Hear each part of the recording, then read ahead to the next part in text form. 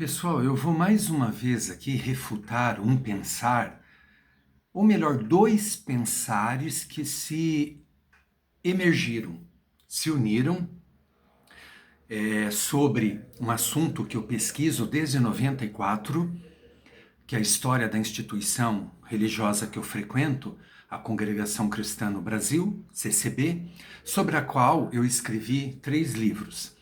Então, quem me segue aqui no canal, muitos não são da CCB, me segue por outros motivos. Eu escrevi outros livros, tenho feito outros tipos de pesquisa. Sou um escritor, não um escritor teológico, religioso, mas um escritor que observa narrativas, documentos, faz pesquisa. Então, assim, quando você está inserido em algo, você gosta daquele assunto, você preza por aquele assunto. Então aqui, claro que tem questões de fé, mas também questões assim profissionais, digamos, e de paixão mesmo, né? Sou taxado de romântico, de exclusivista, de um monte de coisa, mas eu tenho as minhas convicções e elas são amparadas por cartas, por documentos, né? E assim, as ideias que eu vou refutar aqui, elas são totalmente assim manipuladas. Eu vou mostrando aqui para vocês e eu quero deixar bem claro que nós vamos discutir ideias. Não vou falar da vida pessoal dessas pessoas que trazem essas ideias. Só vou mencionar nomes, porque a pessoa que se propõe a fazer pesquisa, a lançar livros, ela está sujeita a esse tipo de coisa que eu estou fazendo aqui, assim como o meu pensar também. E já aconteceu, de pessoas refutarem o meu pensar. Meu nome é Emildo Coutinho, este é o canal Emildo Coutinho, Escritor. Então, é o seguinte, vai ser mais precisamente sobre um vídeo de um canal que se chama Nós Cremos CCB. Então é um canal que as pessoas trazem, e essas pessoas, né, se dizem da CCB, elas trazem ideias que na minha concepção não se encaixam nem na doutrina da CCB, nem na história do missionário que veio dos Estados Unidos para cá, trazendo essa doutrina que é Luiz Franciscon, não se encaixam nem historicamente e nem assim teologicamente, vamos supor, porque as coisas se emaranham, né? Elas se juntam. Então, esse canal usa inteligência artificial, um hino assim, né, de fundo, instrumento ali, né? E vem com uma narrativa, mas no meu entender, ele é muito assim malicioso esse pensar, porque ele vai semeando ideias na mente das pessoas, até certo ponto é o público deles e assim eles pensam, mas, por outro lado, tem coisas muito interessantes assim que eu vi um pensar mudado. Então, uniu dois pensares aqui, de Leonardo Alves, um pesquisador que entrou em contato comigo em 2001, 2002, por aí, eu estava nos Estados Unidos, um pesquisador estadunidense mandou meu contato para ele e ele entrou em contato comigo. Eu falo disso em um dos livros, que é Esclarecimento dos Novos Atos, a história de uma pesquisa inquietante. Aqui eu coloco a correspondência com Leonardo Alves, as minhas impressões 20 anos depois, quando eu me debrucei para escrever esse livro, né? E aqui são os bastidores de história da congregação cristã, dos primórdios na colônia italiana em Chicago no século XIX, a reunificação das igrejas na mesma fé e doutrina nos anos 1980. Então, naquele início de século, né, vamos dizer assim, eu já vi que Leonardo Alves pensava bem diferente de mim, um escopo bem maior de pesquisa, abrangendo religiões e movimentos religiosos que eu abranjo aqui. Eu trago essas instituições, essas igrejas, assim como a história secular também. Só que, da minha perspectiva, essa doutrina que eu narro aqui, ela vai tendo contato, ela vai se formando sempre buscando como única fonte de informação, de espiritualidade a Bíblia. Já para o Leonardo Alves, o seu pensar, as igrejas tiveram influência nessa doutrina. E para mim a influência é a Bíblia, somente. Até aqui tudo bem. Até aqui tudo bem. Só que assim, daí quando ele se une com Itamar Bueno Coutinho, que é de uma outra denominação, ele não pertence mais à CCB, e ele tinha um pensar que muita coisa dele eu via que era oriunda de Léo Alves. Só que agora, nesse canal, e junto com outros, e certamente alguém ligado à tecnologia, eles vêm com ideias, os dois juntos, mesmo com um antagonismo entre eles, um confronto, eles estão assim, fazendo vídeo que me chamou a atenção esse último agora, porque a primeira coisa que me veio à mente foi, cadê a Assembleia Cristã que Itamar Bueno Coutinho diz que Franciscon fundou e daí houve uma dissidência e surgiu a congregação? Essa ideia desapareceu nesse áudio que nós vamos analisar agora. Eles trazem uma carta de 59, pula uma outra do mês seguinte no mesmo 59 e para confirmar suas ideias, eles trazem uma de 54. E pulou essa de 59 do mês de outubro, eles trazem a de setembro, mas a de outubro eles pulam. Isso aqui, assim, eu já vi rápido o vídeo, eu não vou poder acelerar muito aqui, para vocês entenderem, eu vou pegar só os pedaços mais importantes. Primeira coisa que me vem à mente, cadê a Assembleia Cristã? Então, assim, muitos dizem, não, fale da sua pesquisa, deixe eles, tal. Mas, gente, quem se propõe a estar num YouTube como eu, pesquisando e trazendo aqui para vocês as minhas conclusões, os meus achados, né? Faz parte o explicar narrativas que não se sustentam e maliciosas. Aqui faz parte também a questão de denúncia de narrativas que não são verossímeis e a gente pode facilmente refutá-las. Tanto na política quanto aqui na religião. Também sou criticado por trazer a questão política. Eu escrevi 2 livros de ficção que têm a ver com política, coisas que eu vivi. Então é um canal de um escritor, está tudo junto e misturado, mas dá para entender qual que é o cerne aqui da questão. É um escritor que fala sobre assuntos relacionados aos seus livros. Né? Então, faz parte de refutar ideias e esclarecer a minha audiência. Então, eu vou colocar aqui, ó, é sempre o mesmo approach, né? A mesma pegada, assim, né? Algo assim que traz ali um hino de fundo e vai trazendo, assim, já tudo pensado, mastigado. Nas artes, na estética, a gente chama de kit, quando a coisa vem pronta para você não pensar. Tipo, você não precisa pensar, eu já pensei por você e trouxe tudo pronto. Então vamos lá. O título é O Evangelista e a Congregação Cristã no Brasil. Aí na thumbnail, O Evangelista e a Congregação, né? Sempre. Imagine um homem, um artesão de mosaicos, de mãos calejadas pelo trabalho, que atravessa oceanos impelido por uma missão. Ele planta uma semente em terra estrangeira, rega-a com oração e observa, maravilhado, como ela cresce, floresce e se multiplica, além de qualquer expectativa humana. Mas então, nos crepúsculos de sua vida, esse mesmo homem recusa-se a entrar no templo monumental, erguido por aqueles que receberam sua semente. Ele se mantém à distância, não por amargura, mas por convicção, pois teme que a glória que deveria pertencer apenas a Deus seja atribuída aos homens. Esta é a história de Louis Franciscon e a Congregação Cristã no Brasil. Uma narrativa de amor profundo, tensão profética e um conflito que ainda ecoa nas paredes de concreto do Brás. Pode o Espírito Santo habitar estruturas humanas sem ser aprisionado por elas?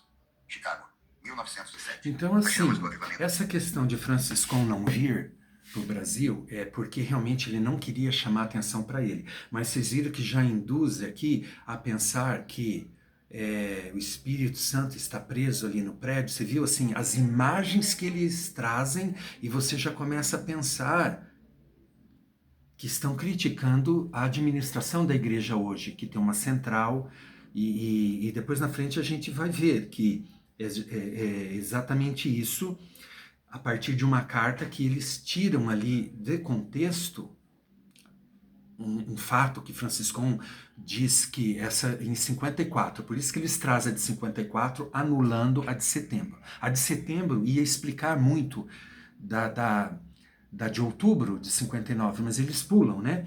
Então fica algo assim, sabe? Você tem que ir observando nas entrelinhas. Vamos lá. Pentecostal lambem as ruas da América. Na missão da Avenida Norte, um imigrante italiano chamado Louis Franciscon, que há poucos anos antes havia rompido com o formalismo presbiteriano por convicção do batismo por imersão, recebe o selo do Espírito Santo sob a ministração de William Durham. Aquele momento selaria não apenas sua alma, mas o destino de milhões de brasileiros que ainda nem sabiam de sua existência. Em 1910, movido por uma direção divina que ele jamais questionou, Franciscon desembarca em solo brasileiro. Santo Antônio da Platina, no Paraná. Depois, o bairro Operário do Brás, em São Paulo. Lugares simples, gente humilde, corações sedentos. Ali, naquelas primeiras reuniões em casas modestas, nasceu algo singular. Um pentecostalismo que não copiava modelos americanos, mas brotava da convicção de que Cristo era a única cabeça e o Espírito Santo, a única lei. Franciscon não era como outros missionários. Ele jamais assumiu um pastorado remunerado. Jamais construiu um império.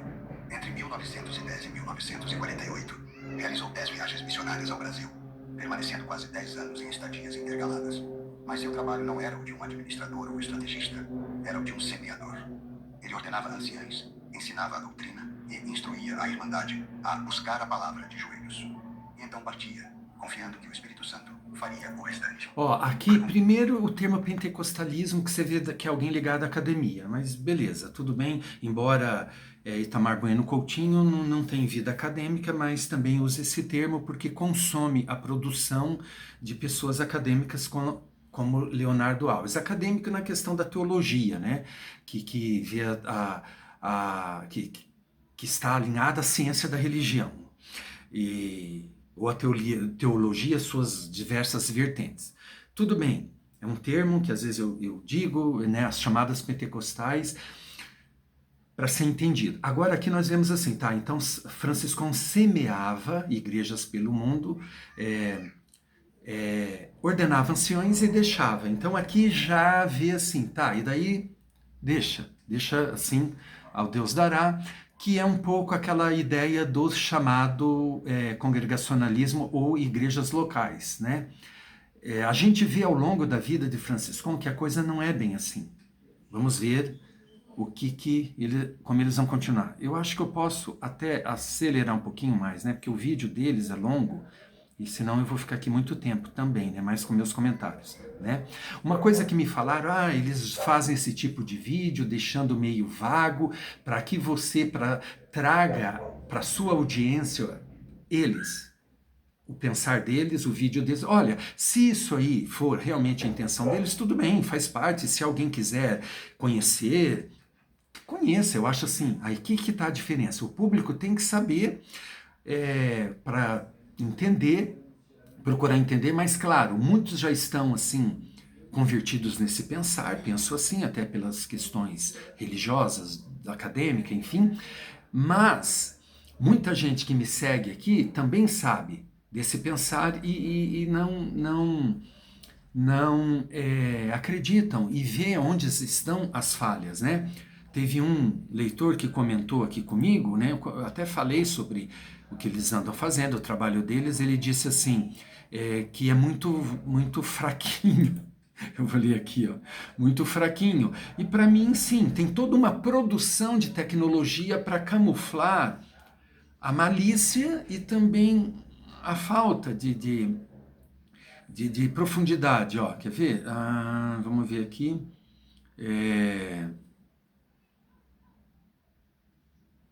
Então ele diz aqui, ó, né, os vídeos nós cremos são muito fraquinhos, né? Então assim, exercitar o cérebro assim e ver documentos, né?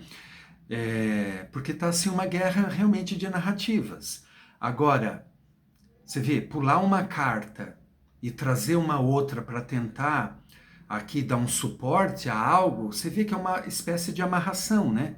Então vamos lá. Então assim, o que eu quero dizer para concluir aqui, se alguém a partir de mim chegar lá e ficar lá e gostar, tudo bem, tudo bem. Eu acho que o meu livro é bem mais robusto, enciclopédico, como dizem, e ao longo das décadas, eu fui, justamente em cima de questões assim, eu fui fechando as lacunas. Então eu já disse várias vezes, tudo que eu não tenho ainda e que eventualmente eles venham a ter, eu consigo encaixar aqui. Agora, as minhas coisas, o que eu falo, eles já teriam que mudar o discurso deles.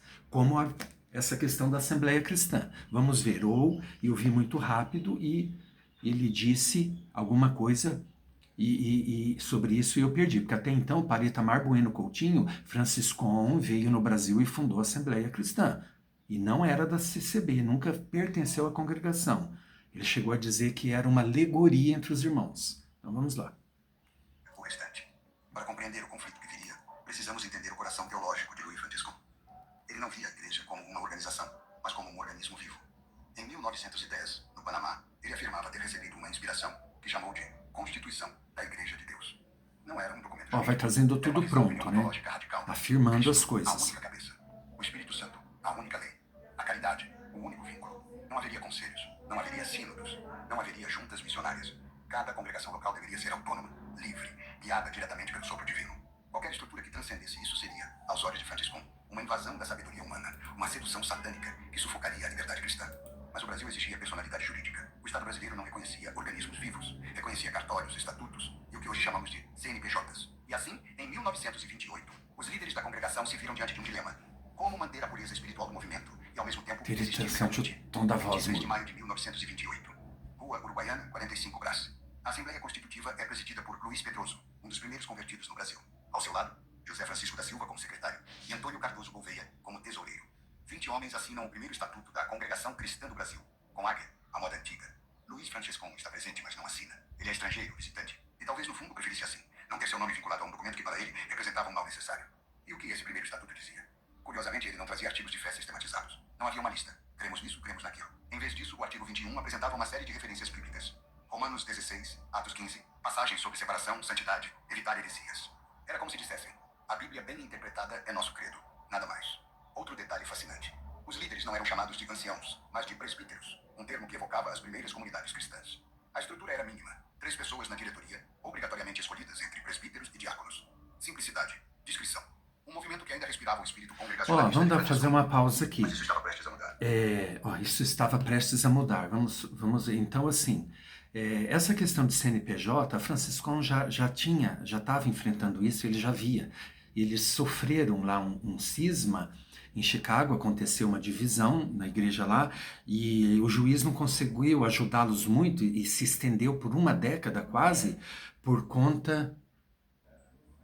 Eu tive que cortar aqui, minha esposa me chamou. Aqui é tudo caseiro, né? Tudo caseiro, nada de inteligência artificial.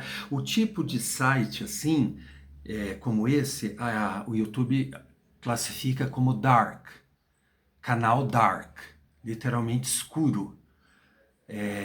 Porque não é a pessoa com voz ali, você não vê a pessoa como vocês estão me vendo aqui, você sabe quem está por trás até, então é uma espécie de dark. Não é aquele totalmente dark que você não aparece de jeito nenhum aqui, pelo menos os nomes, né? Mas seria classificado dark. É interessante isso, né? Uma coisa dark, né? O meu já não, então minha esposa chamou, eu dei uma parada. Gente, em 28, Franciscão não estava no Brasil, isso aí depois parece que corrigiram lá, o próprio Itamar escreveu, errata, Franciscão não estava na reunião, mas não importa, veja bem, talvez seja isso até o que ele achava que era o golpe para criar a congregação, talvez seja isso, vamos ver se vai abordar, porque até então, gente, Itamar Bueno Coutinho sempre afirmou, Franciscão foi fundar a Assembleia Cristã, não congregação, porque para ele não é uma obra só, agora de repente parece que mudou de ideia.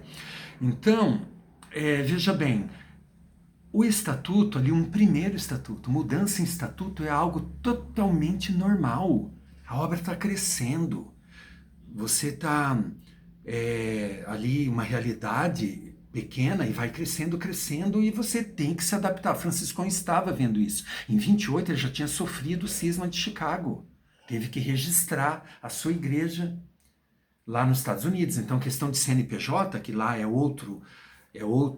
tem o termo incorporated e situated, mas tudo é a ideia de inaugurar e registrar formalmente, ter um estatuto de acordo com as leis. E assim, o termo presbítero, esse não é um problema, não usar ancião, porque, veja bem, Franciscão usava ancião. Era usado ancião desde o início dessa obra, lá. Desde antes do batismo em 1903.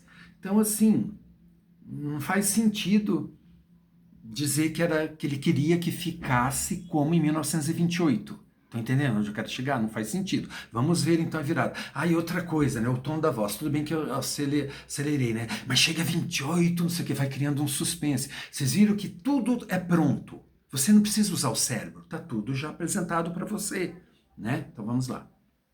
Mas isso estava prestes a mudar. E em 4 de março de 1931, novamente no Brás, novamente sob a presidência de Luiz Pedroso, Louis Franciscon está no Brasil pela 8ª vez. Ele não sabe, mas está participando de algo que mudaria para sempre a natureza da congregação. O Estatuto de 1928 é revogado. Um novo documento toma seu lugar, e desta vez ele traz os 12 artigos de fé de Niagara Falls. Agora, a Congregação Cristã do Brasil tem uma confissão de fé oficial. Ponto por ponto, linha por linha. Mas há mais. O termo presbítero desaparece dos documentos. Entra em seu lugar. Ancião. E talvez o mais significativo, o artigo 8º estabelece que a nomeação de anciãos, diáconos e administradores em todo o Brasil é competência exclusiva da diretoria em São Paulo. Leia isso de novo. Exclusiva da diretoria em São Paulo. O movimento que se pretendia descentralizado, guiado pelo espírito em cada localidade, agora tinha um centro de poder, o Brás. Aqui está a grande ironia histórica. Luiz Franciscon combatia ferozmente qualquer tentativa de centralização dos Estados Unidos. Ele acreditava que cada congregação deveria ser autônoma, livre, conduzida pelo espírito. Mas no Brasil, sem perceber de imediato, ele ajudou a criar uma estrutura administrativa centralizada, hierárquica, que concentrava poder na sede paulista. Por quê? Talvez por necessidade jurídica, talvez por confiança nos líderes brasileiros. Aqui ele vai lançando suspeita, talvez por confiança, talvez. Primeiro que pinta Franciscão muito ingênuozinho, muito assim, né? Não sabe o que está se passando, né? Não é assim, gente, não é? Ainda mais o Luiz Franciscão. A questão, o Brás, ele é a central, né, do mundo, vamos supor, mas as igrejas locais indicam diáconos e cooperadores e anciãos. São as igrejas do mundo inteiro. Ali a comunidade vai indicar.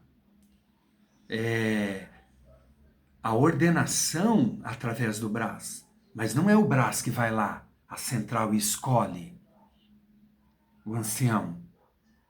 Não faz sentido o jeito que eles estão pintando as coisas.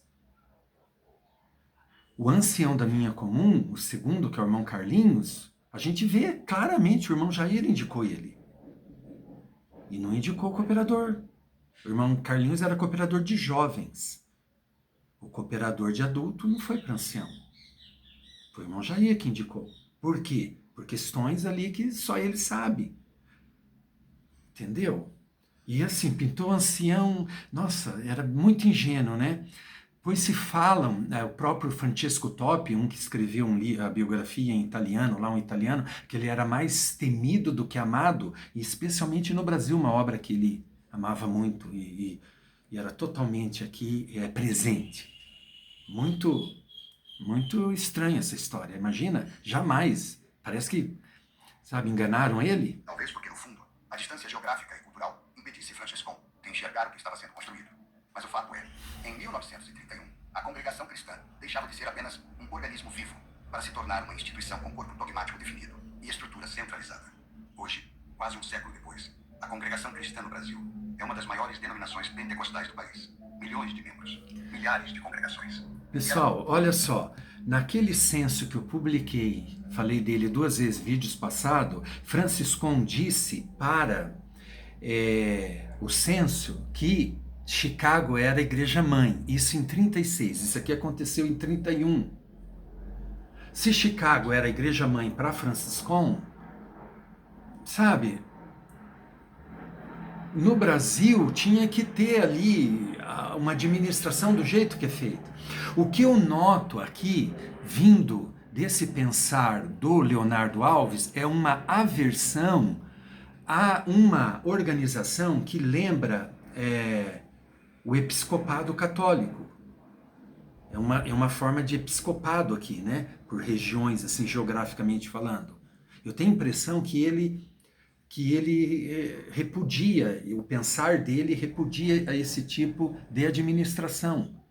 Porque eu vejo sempre ele pegando, martelando nisso, com coisas que aconteceram também nos Estados Unidos, e ele escreveu coisas assim, com pensar que quando eu li, eu fiquei assim, né, meditando o quanto era realmente ele que estava por trás, era o cérebro de muitas coisas do gênero.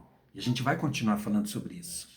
Né? Novamente, gente, quero deixar bem claro aqui por essa questão de assédio jurídico. Eu estou falando de pensamento, de ideias. E quero deixar bem claro que eu as refuto e vou ser bem expressivo nas minhas convicções e opinião, mas são ideias. Eu encontrei o Leonardo Alves uma única vez, conversamos, né, por e-mail, inclusive era em inglês no início, a maioria imaginava que ele podia ser brasileiro, mas nem tive tempo assim de pensar, ia no inglês mesmo. Depois nos conhecemos pessoalmente. Agora, Itamar Bueno Coutinho eu nunca nem vi. Então, assim, são as ideias, né? Veja bem, então em 31, supostamente, Franciscão foi enganado, né? Interessante esse pensar. Guarda, em sua essência, essa tensão original entre o espírito e a estrutura, entre o ideal e o pragmático, entre o movimento e a instituição.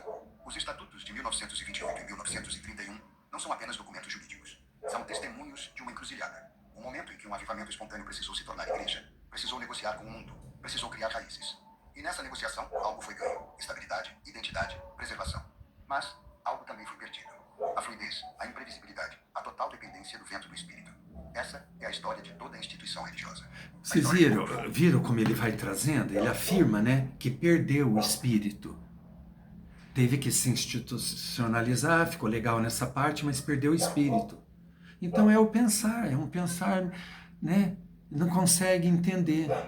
O que Franciscon era contra a organização espiritual era formar pregadores.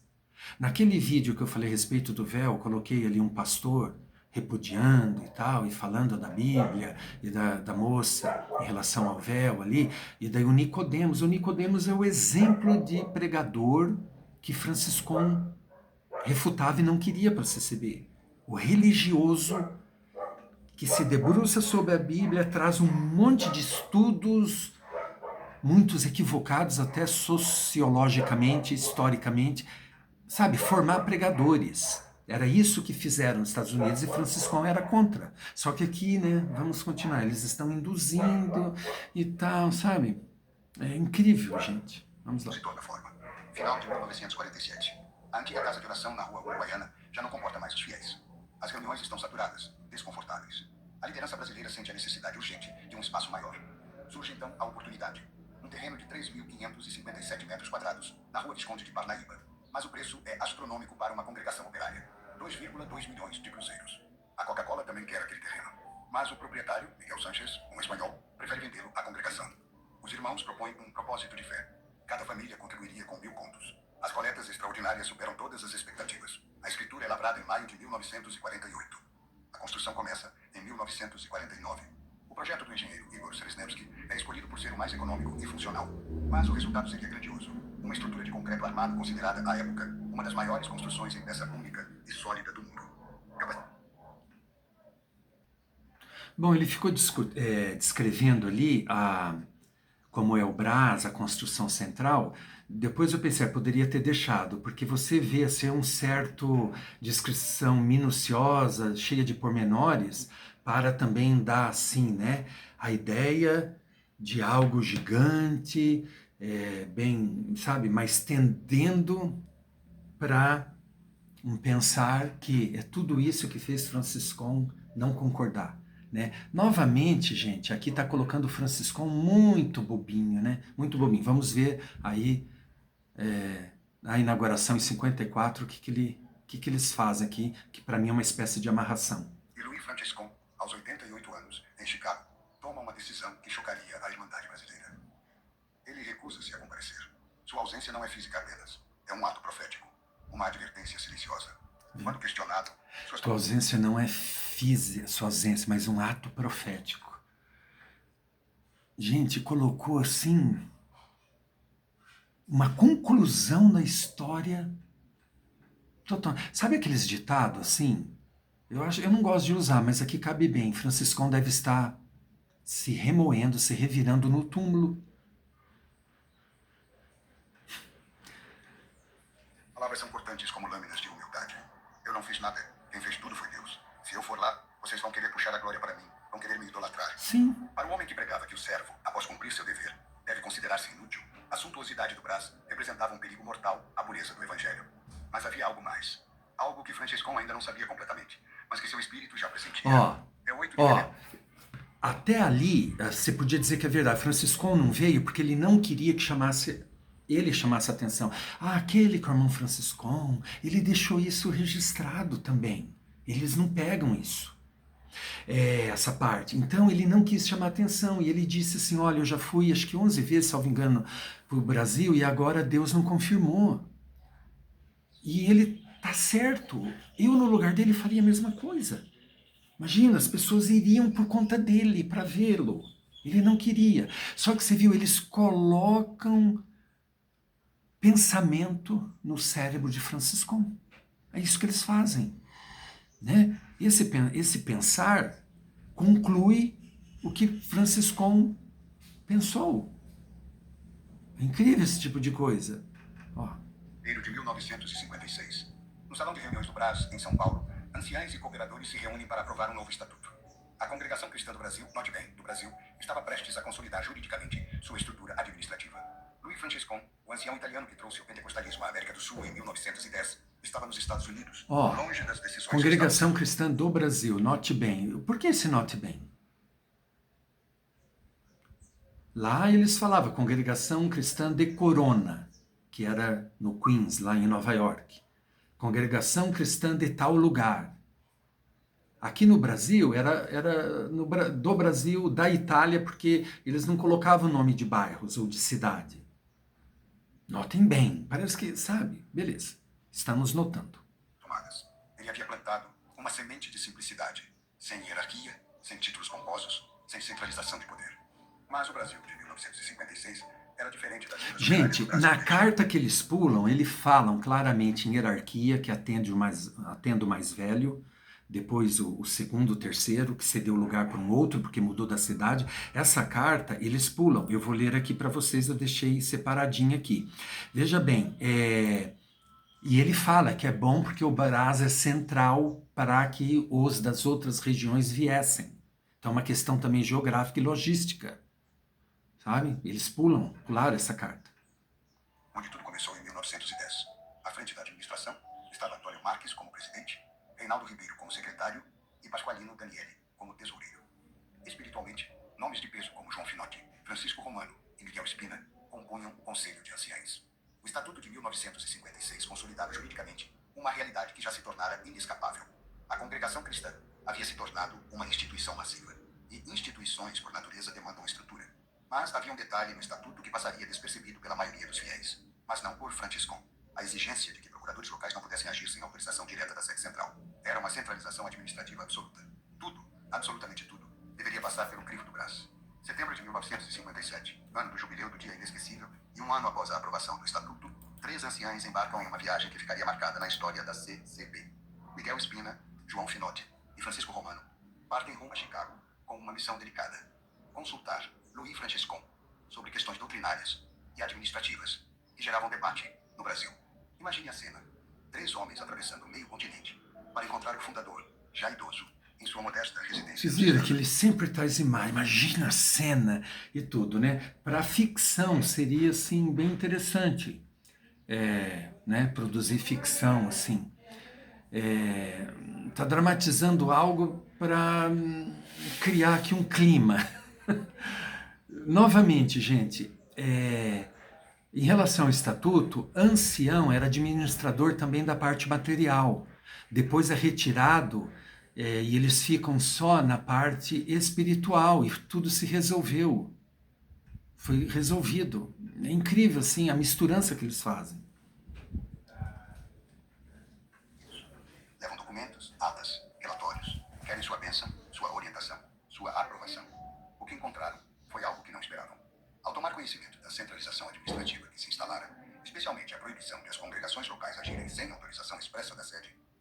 Franciscon ficou profundamente perturbado.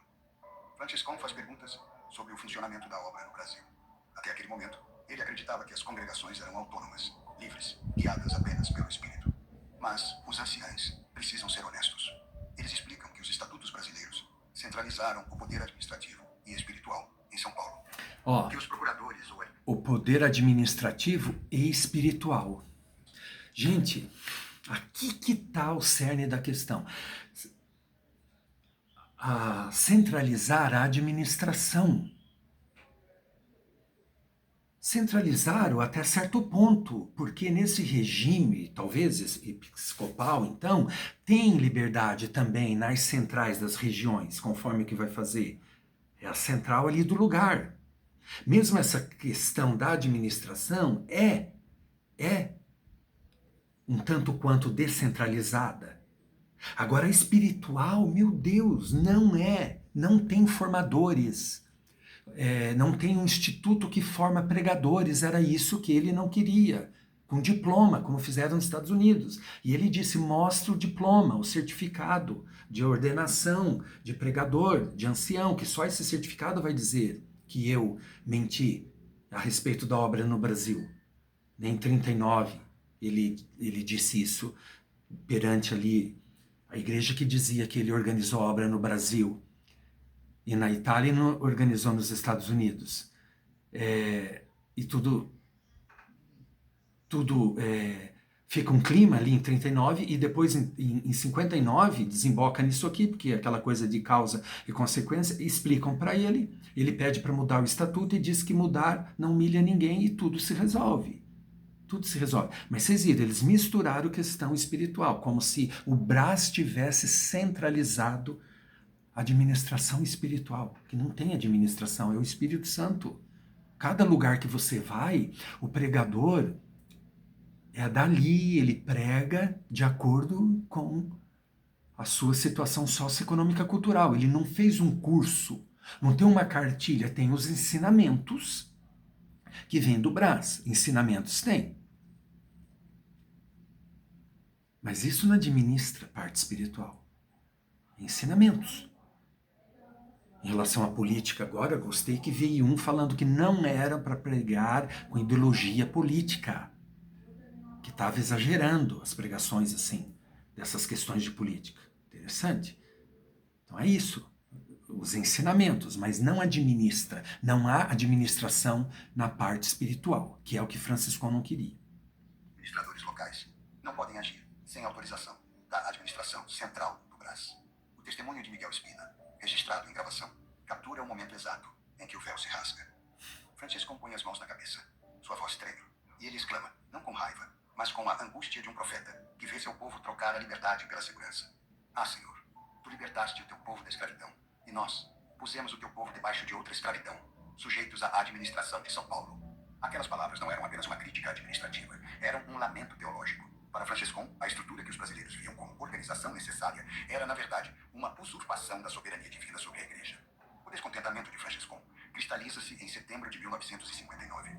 Um documento é preparado, vários conselhos dados da parte de Deus, colhidos diretamente dele por irmãos que o visitam nos Estados Unidos. E neste registro, suas palavras sobre o Brás são as Essa é de setembro. A de outubro eles pulam. Pelo irmão Louis Franciscon, durante o mês de setembro de 1959, necessários a serem observados. Esta carta aqui já gravei assim vídeos e mais vídeos, mais vídeos. Essa carta eles assim fingem que não entendem. Esse pensamento finge que não entende essa carta. E a de setembro ele diz assim, ó, que é a que eles pulam.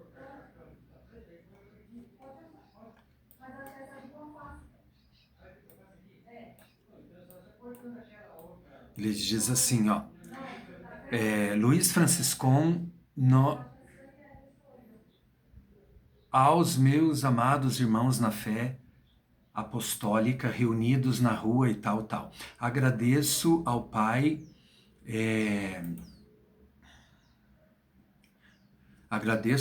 de nosso Senhor Jesus Cristo, que me concede vos enviar esta carta para vos recordar a graça que temos igualmente recebida do piedoso Deus, por meio de muita da morte e ressurreição de seu amado Filho, a quem ele não poupou. Tá, o Franciscão exortava muito, né, a palavra de Deus, suas cartas, vamos pular essa parte e vamos a...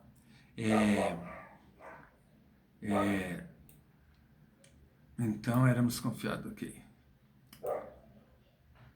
Vai citando aqui, né, a Bíblia, daí diz ali, portanto, vigiai para que não entre em nenhum de vós um espírito de independência, cuidando que se possa servir a nosso Senhor sem depender um de outros membros do próprio corpo, né?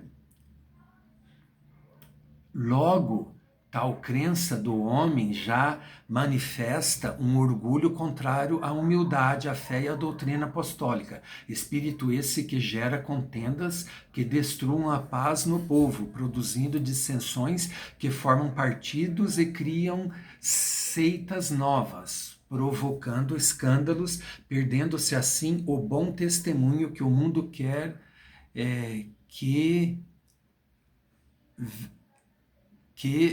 o mundo quer ver em cada um de nós. Então ele está falando da união, né? Da união na hora de decidir as coisas, que não venham aqui né, mandar. Então a gente tem o conselho de 30 ou 50 anciãos, não vou lembrar agora, temos a presidência, que são 5, mas tudo é votado, tudo é votado.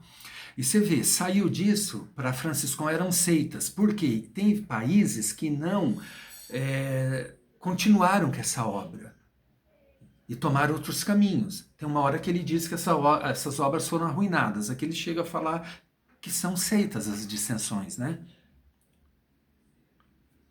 Sabendo-vos também que não há outro caminho que conduz à glória eterna além deste no qual nos achamos.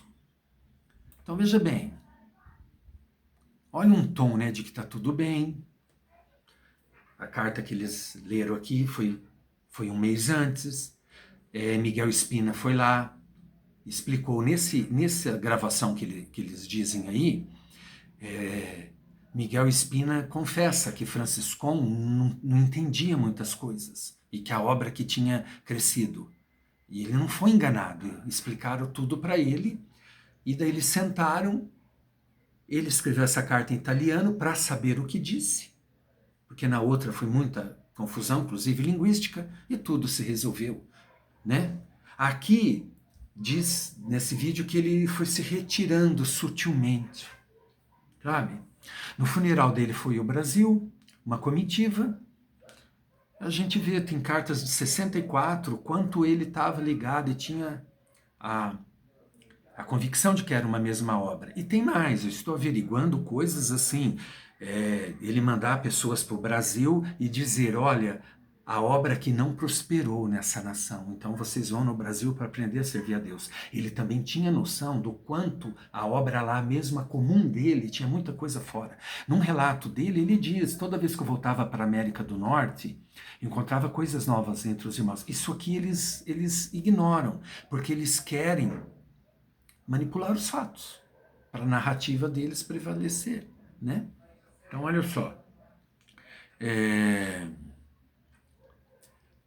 Para esse fim, é assim muito necessário que todos vos reunais anualmente, não só por uma forma dada da lei, quando determina um relato do movimento anual da congregação, né, que a lei pede, né, enfim, a burocracia do país. Porém, maiormente para vir de sempre mais fraternizados e preparados para suportar-vos uns aos outros nos combates que pode levantar contra a doutrina que tendes abraçada por graça, alcançada do bondoso Deus, para assim vir defendida por vós, seus filhos, que sois também chamados para ser as suas testemunhas até a volta do nosso Redentor. Então aqui você já vê falando da união, não somente ali do ministério, mas de toda a obra, né?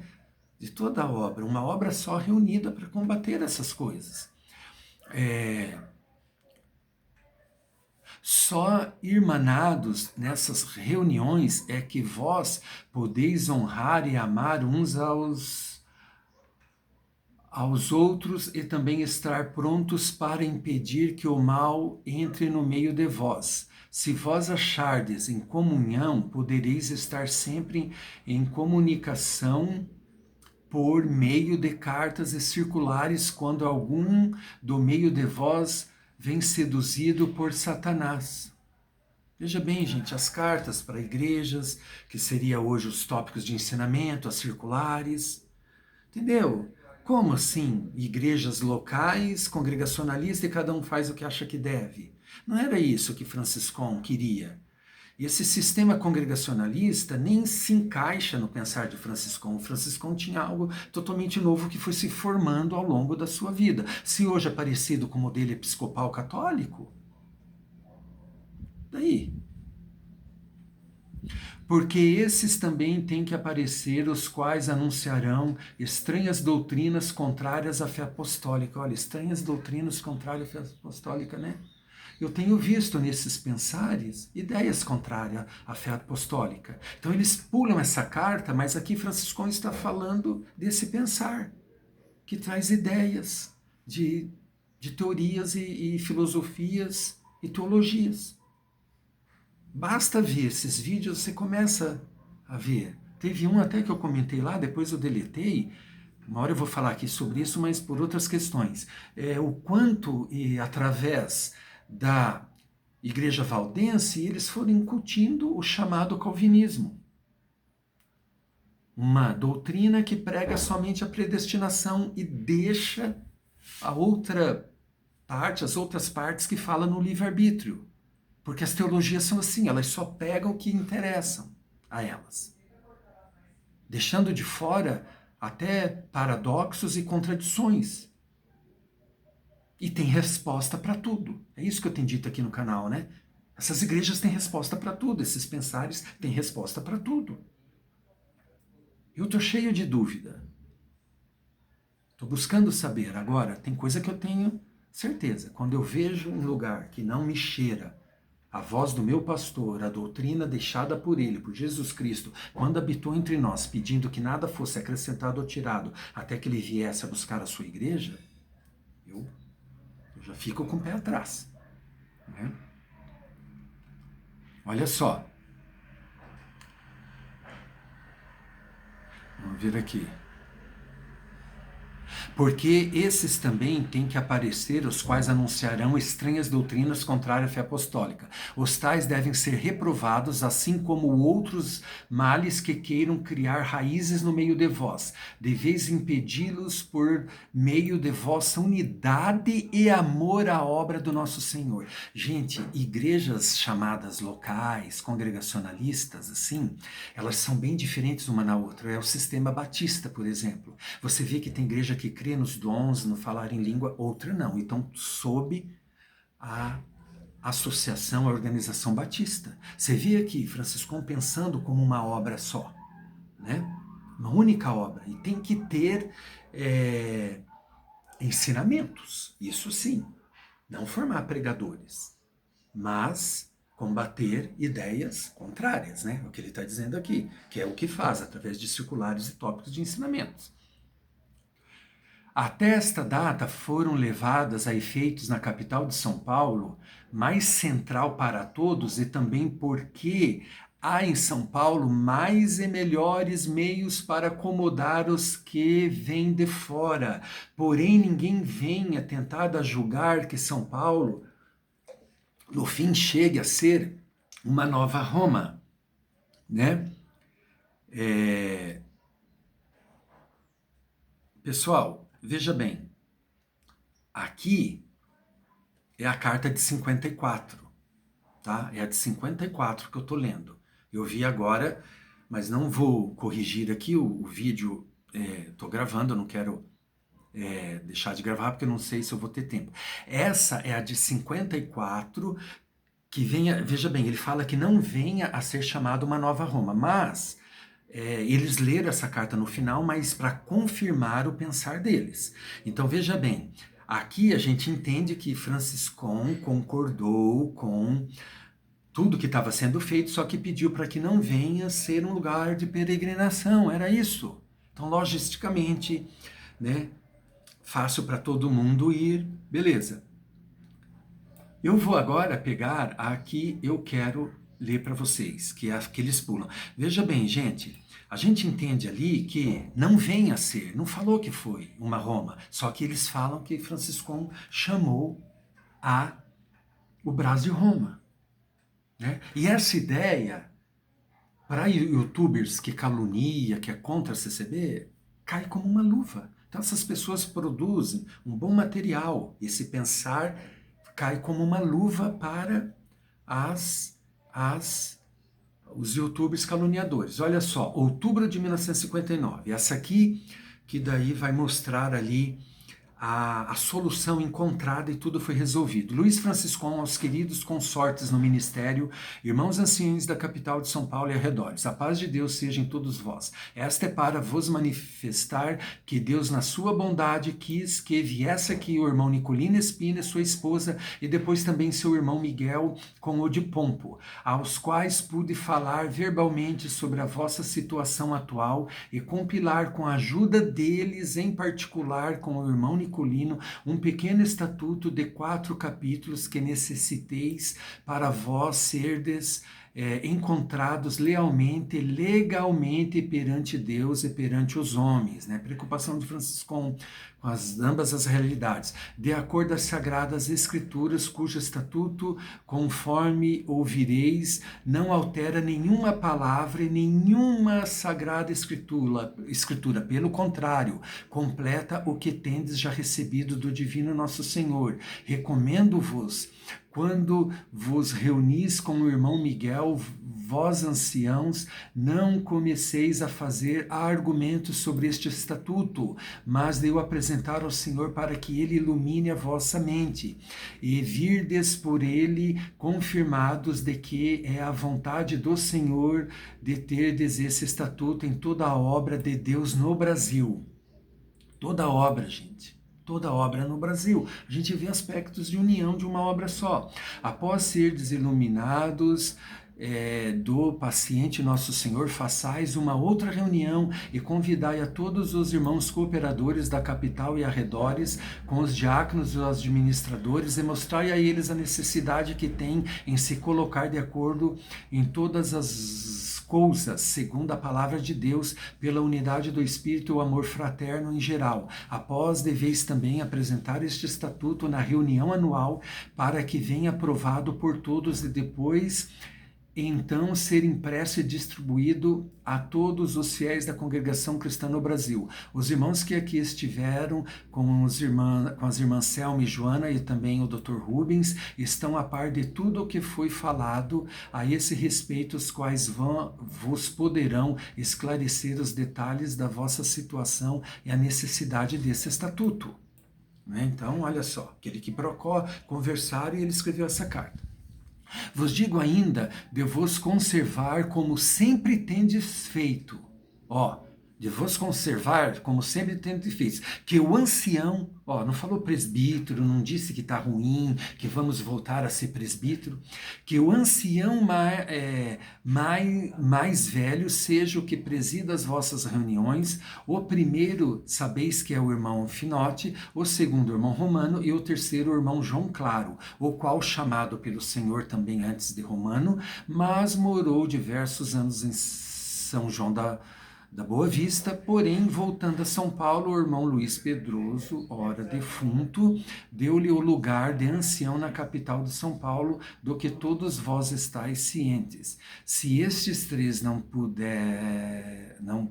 puderem atender alguma reunião especial, então um outro irmão ancião tomaria a presidência, mas quanto a vós conservai a ordem de ancianidade, antiguidade, entre parênteses, antiguidade, como tendes feito pelo passado. Essa hierarquia na presidência foi determinada pelo Franciscão, né?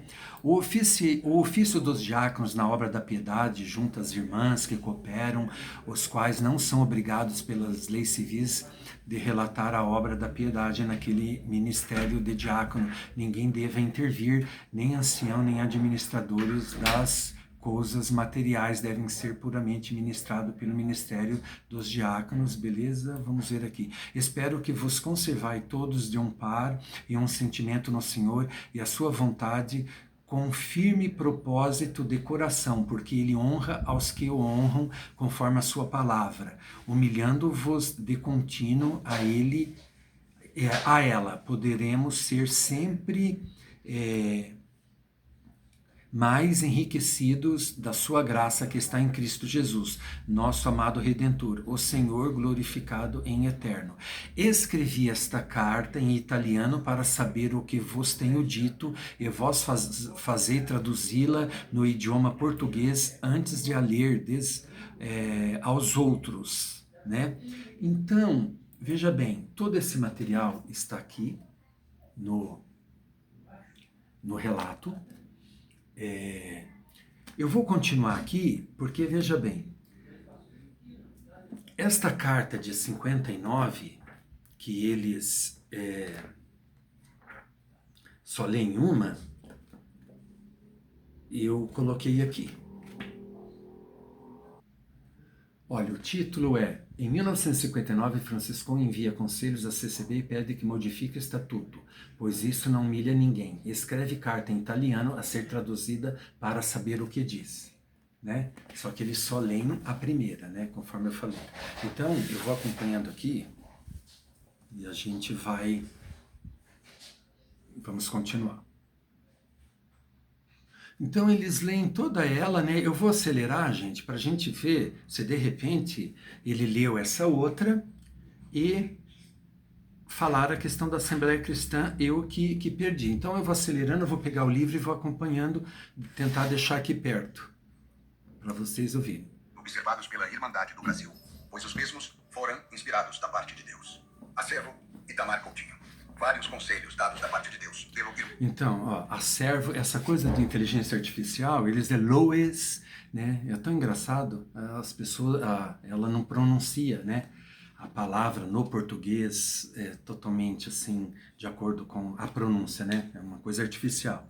Então, assim, né? Do acervo dele, por isso que, assim, veja bem, esta carta que eu acho que eles não colocaram, ele não carimbou ela. Não tem aquele nome dele assim que ele coloca transversal, Itamar Coutinho. É interessante, não sei se é por isso que não leu, é porque ia desmentir, né, a história.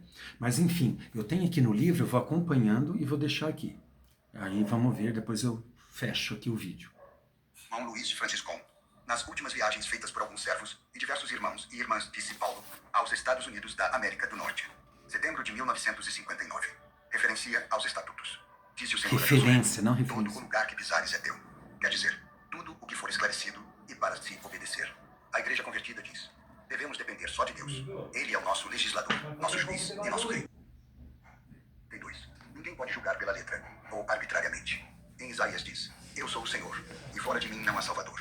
Eu anunciei e eu salvei, e eu o fiz ouvir. E Deus estranho não houve entre vós, pois vos sois as minhas testemunhas, diz o Senhor. Eu sou Deus. Isaías 43, versículos 11 e 12. Estai firmes na liberdade com que Cristo vos libertou, e não estar debaixo de uma diretoria. Se até aqui Deus vos ajudou, porque foi feito tudo na simplicidade.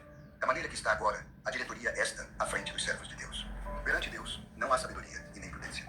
Diante dele, devemos ter mansidão e humildade. Aquele que ama o Senhor e busca a sua vontade, não precisa de discurso com o conselho de Deus, e guiado pelo Espírito Santo, o qual nos guia em toda a sua palavra. Os muitos... Aquele que ama o Senhor e busca a sua vontade não precisa discursos. O que não são discursos, senão aquela pregação do Nicodemos, esse tipo de pregação. Gente, só para situar novamente, sei que ficou meio confuso aqui, né? Essa carta é de outubro. a que eu li de setembro foi resolvido, né? Então, você vê o que eles, como eles entendem, né? Assim, tudo diferente, né? Esse pensar. É justamente o contrário do que eles afirmam. Alguém formado, estudado, vai produzir discurso. Discursos escurecem o conselho de Deus. Se puser em prática o que o Senhor fez saber, se cresce na graça. Enquanto permaneceis vossos primitivos, sabeis quem são, mas os que vierem depois não tiveram o privilégio e os ensinamentos que tivestes. Deveis deixar um bom alicerce, para não surgir alguma coisa no futuro, e vos sois responsáveis, porque não pusestes em prática o que Deus fez saber. Não deveis pedir opiniões, pois os homens querem por o seu dedo, e começam as discussões humanas. Deveis antes orar ao Senhor, e pôr em prática, pois sei que este estatuto foi dado por Deus. A diretoria substitui a guia do Espírito Santo, portanto tornou-se uma seita e uma ditadura. Os setários não entram no reino de Deus. As seitas têm diretoria, que são formadas pelos principais ministros. Vos me fizestes passar por mentiroso, tendo eu sempre dito que em vosso meio não havia organização, embora para vos, a mesma existe, uma vez que tem uma diretoria que comanda toda a obra de Deus no Brasil. Então, ele achava, é isso que Miguel Spina falou que ele não entendia. Ele achava que porque anciãos fazia parte da administração que estavam comandando a questão espiritual. Aí explicaram para ele. Ele escreveu aquela outra carta, inclusive falou da hierarquia, escreveu em italiano, tudo se resolveu, né? Essa carta, gente, está aqui, porque depois fala da obra da piedade, bastante coisa, né? Eu vou adiantar aqui um pouquinho, porque senão a gente não termina esse vídeo. Mas tem vídeo, eu vou deixar as thumbnails no final aqui, para vocês verem. Eu já falei demais dessa carta. Isso aqui que pega. Falam que chamou a congregação de seita, porque ele fala tornou uma seita. Deveria ser tornar-se-ia. Né? Aquela coisa do texto mal escrito. Ele falando em português, a filha dele, que nem era a primeira língua dela, datilografando. Depois tudo foi esclarecido, só que deu margem para esses pensares equivocados. Todos os casos iguais. Cada caso deve ser considerado e orado. Porque o juízo será sem misericórdia sobre aquele que não fez misericórdia. Quem governa todos os membros com um só espírito. Isto vem explicado na segunda parte do capítulo 12 da primeira carta aos Coríntios. E nós, por essa parte da palavra de Deus, vemos claro que todos os membros precisam da cooperação uns dos outros que integram o mesmo corpo, para poder cada um exercer a ação. Como eu falei, então, na continuação ali da carta, fala sobre a obra da piedade e que não é para ter hierarquia. Só que olha só, então, que contradição. Na carta de 59 de setembro, que ele escreveu em italiano, ele deixa claro a hierarquia do ancianato, né? A ancianidade ali para presidir. E daí aqui ele fala que não há hierarquia na obra. Então, ou ele é contraditório, ou o que ele aqui pensa? Ninguém é melhor que ninguém. Esse tipo de coisa, ninguém é melhor que ninguém. Mas na direção, ali na presidência, tem que ter hierarquia. Então vamos Sem se ouvir. rebelar, esta contra a palavra de Deus e a vontade de Deus. Estamos em tempos que virá provada a fé de todos sobre a terra, e então se cumprirá o que disse Jesus. Quem quer salvar a sua vida, perdê-la-á.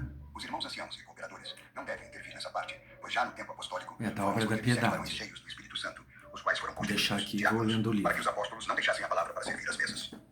Os irmãos anciãos e cooperadores devem orar para que Deus use os caros irmãos diáconos e as irmãs que com eles cooperam, em todos os casos que se apresentem na obra da piedade. Todos os casos que se apresentam na obra da piedade, os irmãos diáconos devem orar juntos às irmãs que com eles cooperam, fazendo-se em tudo guiar por Deus, e ficarem firmes, não se desencorajando, pois toda obra que vem da parte de Deus é sempre combatida, porém nunca será vencida. O Senhor se glorifica a si mesmo. Sabemos que ninguém é perfeito, portanto, embora os irmãos diáconos, ou mesmo as irmãs que com eles cooperam, errem em alguma parte, os irmãos anciãos devem exortá-los, demonstrando o erro, fazendo sempre com amor, não como sendo uns superiores aos outros. Na Igreja de Cristo não há hierarquia. Um só é superior a todos, Jesus Cristo, o qual deu do seu Espírito Santo aos seus servos e servas, repartindo os dons, segundo a sua santa vontade. Poderá alguma vez a mão de Deus estar pesando sobre um irmão ou uma família de irmãos? Você viu, repartindo os dons de Deus. Então não há hierarquia no sentido de ninguém ser melhor que ninguém, né? Então, aí aqui termina, eu vou deixar terminar, já está no finalzinho, aí eu coloco a continuação na minha obra, no meu livro. Essa é aquela que eu li para vocês.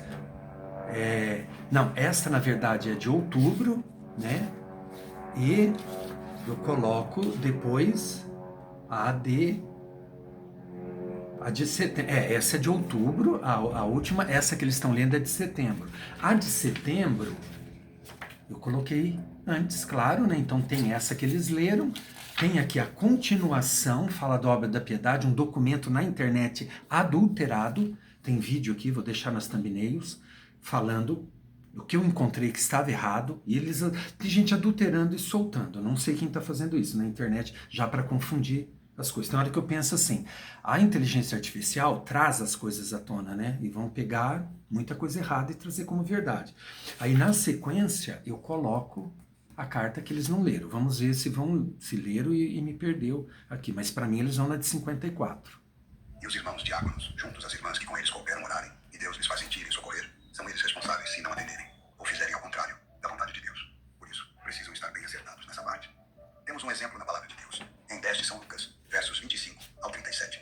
Esse homem vinha de Jerusalém, terra santa, e ia para Jericó, terra do pecado. E Deus permitiu que ele caísse nas mãos dos assalteadores, mas depois enviou um samaritano socorrê-lo. Por isso, não se podem julgar todos os casos iguais. Cada caso deve ser considerado e orado. Porque o juízo será sem misericórdia sobre aquele que não fez misericórdia. A misericórdia triunfa do juízo. Tiago 2, verso 13. Tenho encontrado muitas lutas terríveis com eles, porque não quiseram aceitar a inteira vontade de Deus, e os tenho deixado. Agora também sinto-me livre da responsabilidade. Terminando já. já. Sobre os 3 servos que vieram aqui em 1957. Já há diversos meses, me sentia que Deus enviaria novamente aqui o irmão Miguel Espina, para conversar com ele e lhe fizesse compreender a coisa clara como é. Fiquei contente por ter vindo neste ano. Em junho, o irmão Nicolino e sua esposa. Em julho veio então o irmão Miguel, com o irmão Adi Pombo. Em agosto também veio a irmã Joana Espina. Em outubro, o irmão Rubens Espina. E a estes falei também do que Deus me fizera saber, sendo eles também testemunhas. A outros irmãos que aqui estiveram, mesmo antes, não me senti de entrar nestes assuntos. Como acima disse, deixaria a responsabilidade sobre os 3 servos que estiveram aqui em 1957. Se não puserem em prática o que Deus me deu, não esperei mais conselhos meus. Falei como fiz a outros, que não quiseram permanecer na vontade de Deus e se encontram cada vez mais em confusão. A Deus, por Jesus Cristo e pela congregação, seja dada toda a honra, louvor e glória, para todos sempre. Amém. E então, ele usa a... Olha só o que eu escrevo aqui.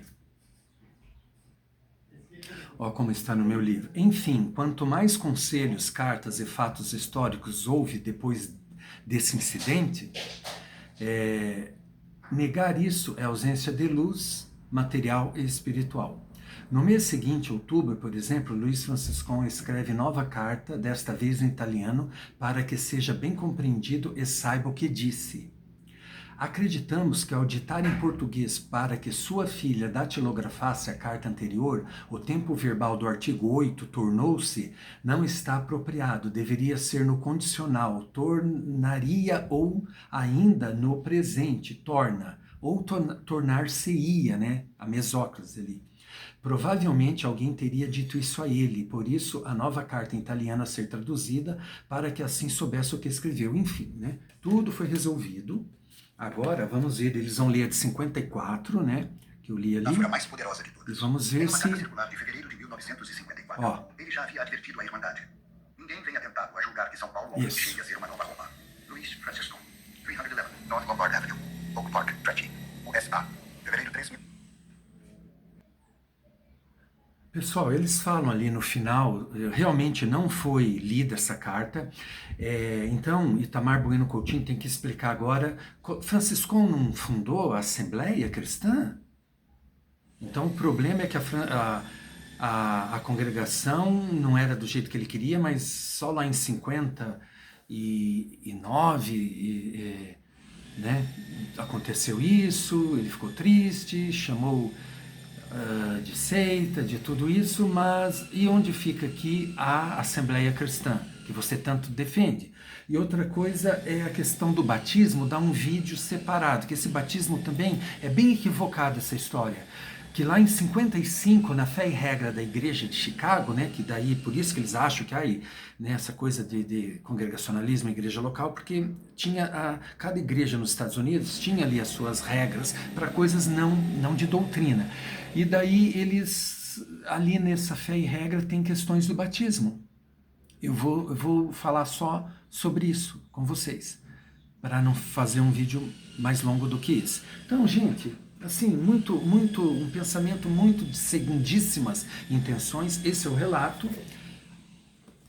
Os bastidores, né, onde eu esclareço coisas tipo o que eu fiz aqui nesse vídeo. E da missão à congregação Placas Não Importam, história da nomenclatura das congregações cristãs no mundo. Aqui nós temos só sobre a nomenclatura da igreja. Pense em apoiar o canal. Nas descrições tem todas as formas. Nos vemos na próxima e até mais.